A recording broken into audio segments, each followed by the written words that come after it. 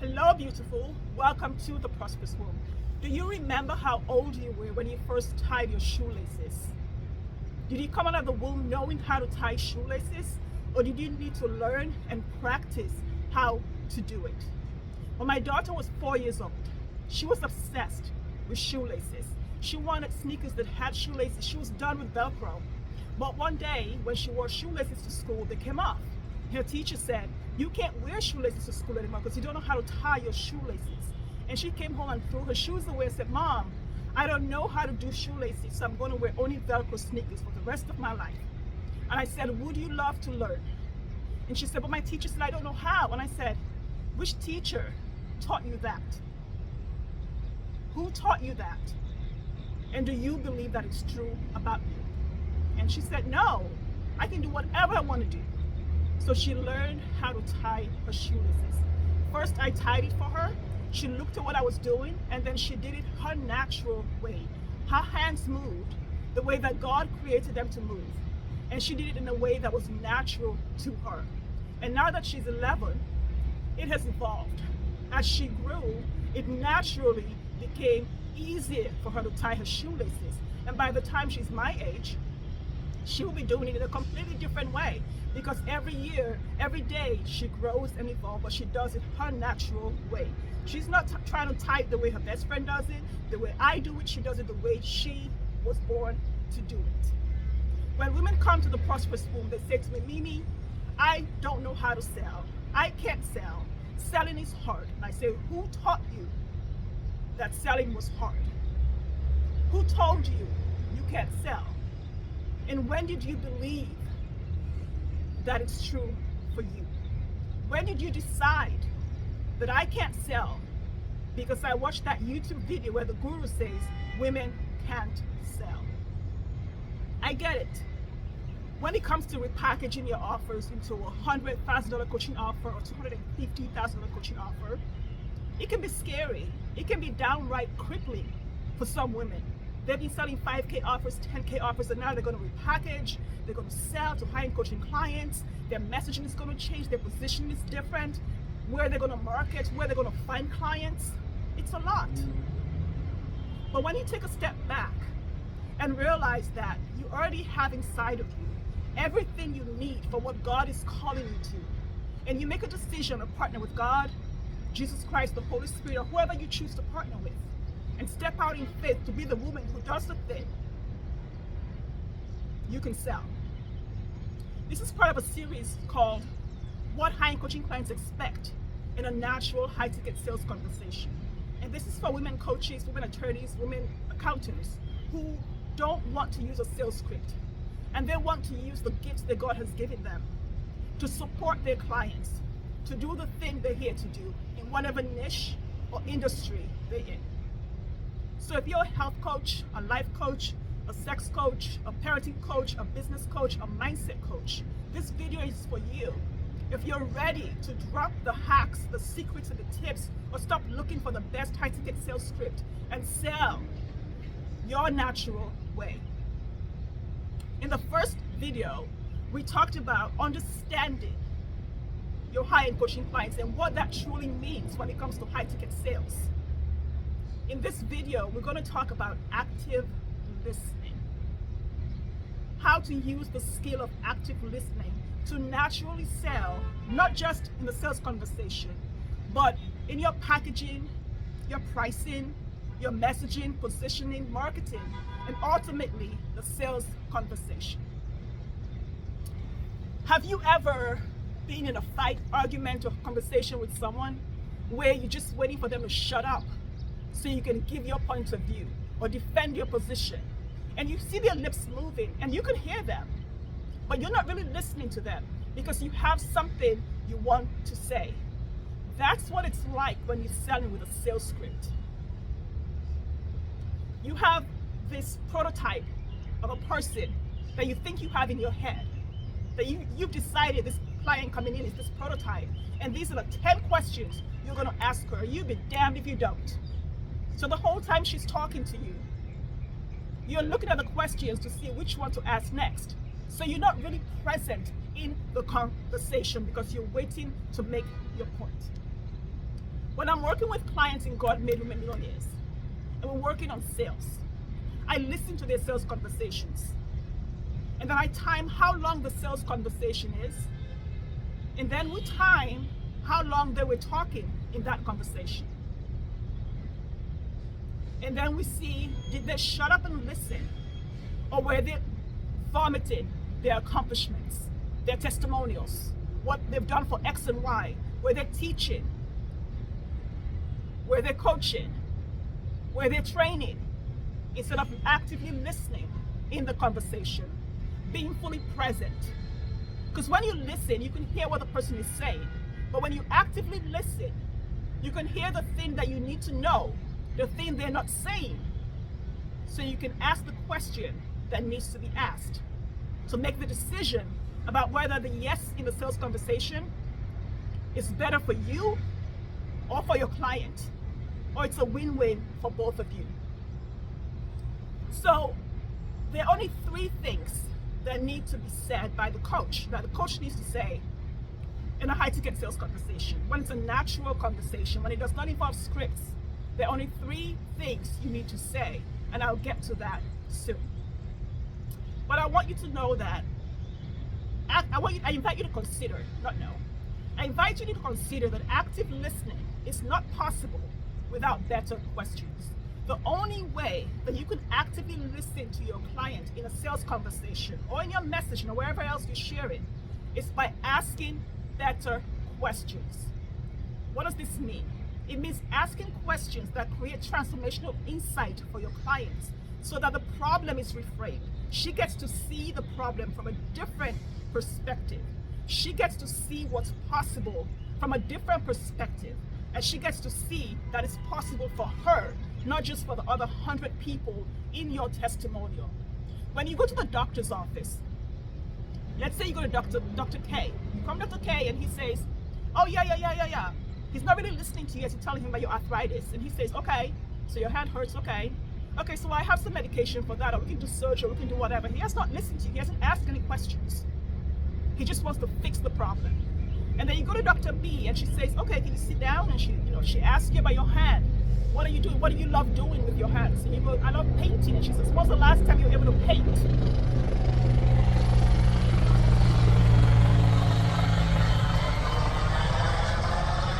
Talk to her about your painting. You tell her how the arthritis affects your fingers and how you can't paint anymore and what it feels like. And she says, oh my gosh, nobody's ever expressed it that way before. Let me look at it. And she touches it, she pulls it out, and she goes, okay, does this hurt? How does this feel? And she talks to you about it. She asks you questions. And then she allows you to see that you don't need surgery, you don't need medication, but there's a way that you can work together for your fingers to work again, so you can paint again, so you can cook again, so you can hug your children again. And she shifts your perspective around your quality of life. You go to a bridal salon, you want to buy your wedding dress, and you walk in, and they give you a glass of champagne, and you're like, oh my God, this is so amazing. And then she says to you, she looks at you and says, let me guess, you're a size 4, your waist is a 27, your this is a that, I got a perfect dress for you. And you say, but, and she says, nope, you see all the pictures on the wall? These are all the 250 brides I've dressed. They were so excited. You see how happy they are? I'm going to do that for you. And you think, well, she's the expert. And she says, well, I'm the expert. I know what to do. She doesn't ask you any questions. She pulls the dress. She gives it to you. You put it on. It's great. You kind of love it. Well, she's the expert. She knows, right? So what you think is nothing. It's not important. And you walk out. But then you see a bridal boutique on the other side of town. And you walk in there. They give you champagne. And she says, tell me all about Mimi. Tell me about you. Who are you? And then you tell her. Then she says, what's the most exciting part of planning your wedding? Tell me about your fiance. So she's asking you questions based on what you're telling her. Then she asks you about the dress. And you talk about the dress. What's important to you about the dress? Why you want this particular style of dress? Then she asks you, what is your favorite part about this whole process? And then you start to cry. And you tell her, I love that I'm getting married, but my father died when I was 10. And I'm sad that he's not going to be here.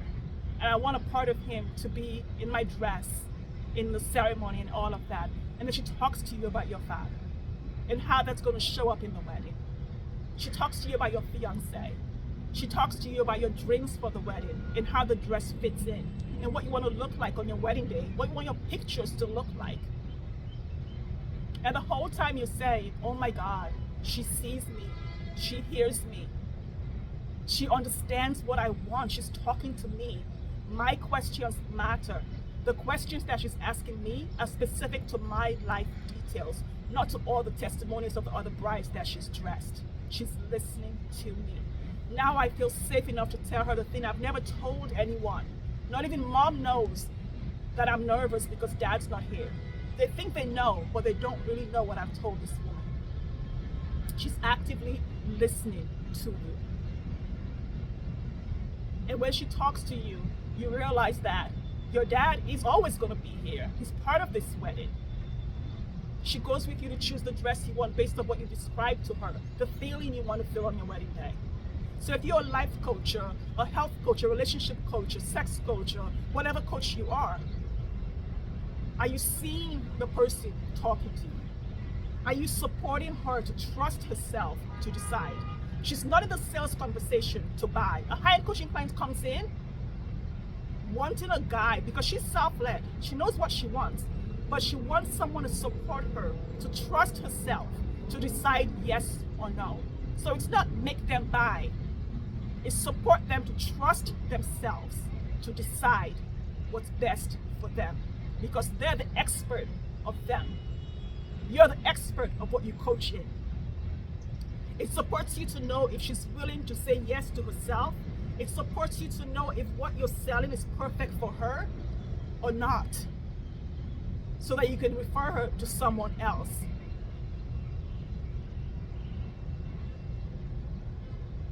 Active listening is listening for what she's saying and what she's not saying.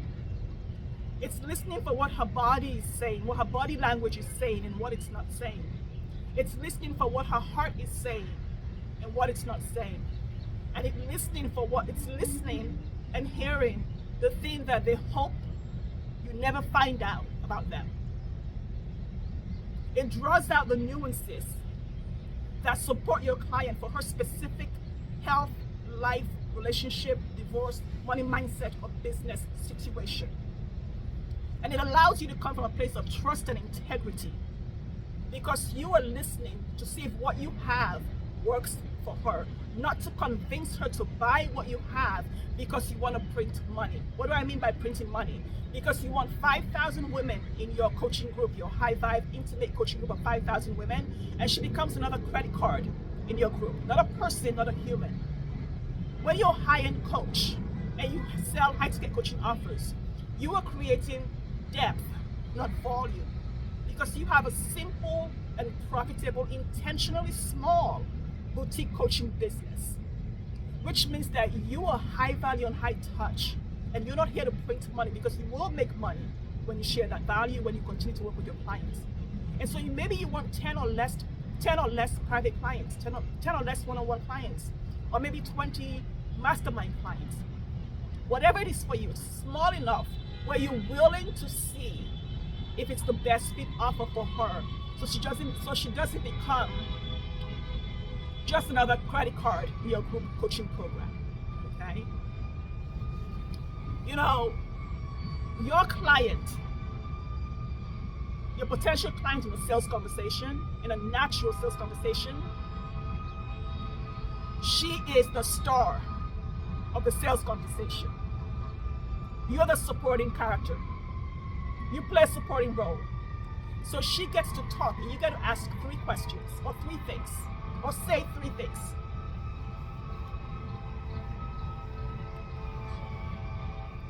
The first one is asking the better question. Okay, the first thing you say is ask the better question. The second thing is, what I'm hearing you say is X. So you reflect back to her, you parrot back to her what she's saying, so she feels seen and held and heard for her specific, bespoke situation. And the third thing you say is, tell me more. anything other than asking a better question, what I'm hearing you say is, or your version of that, whatever it is, and tell me more, or your version of that, is too much, it's too many words. Don't show up and vomit. Shut up and listen. Your expertise shows in the question that you're asking. Your knowledge shows in the question that you ask. Your value proposition is in the question that you're asking. It's not in the testimonial that you want to share. It's not in the knowledge that you want to share. It's not in letting her know that you're the expert. Your expertise shows when you ask the question that supports her to see this in a different perspective and allows her to trust herself to make a yes or no decision. She needs to be seen. She needs to feel safe to say no. She needs to be heard. But she needs to be seen within the details of her own life or her own relationship. And where active listening fails in most sales conversations that come in with a script, and that you are actively listening based on your prototype or your niche, not to her specific conversation. So you are not asking better questions based on what she is sharing and telling you. You're asking questions based on your script. So you're not actively listening to her. You're not getting her. You are not seeing her. And then when she objects, you try to convince her by overcoming the objection. There was no objection.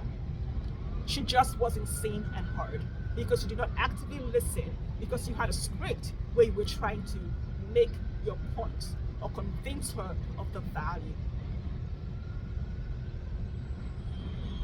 In the next video, we're going to go to what high-end coaching clients expect in a sales conversation. The third thing they expect.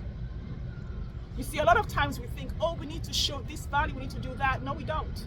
It's expected in the questions that you ask it and how you listen based on their specific life situations. How you make them feel seen, heard, safe, held, and deeply understood, so that you could understand the nuances of her specific issue, tie that to the offer you have, and determine, does her yes in this sales conversation support me and my finances, or does it support her health, her parenting, her relationship, her business, or her life? Let me know how this lands for you.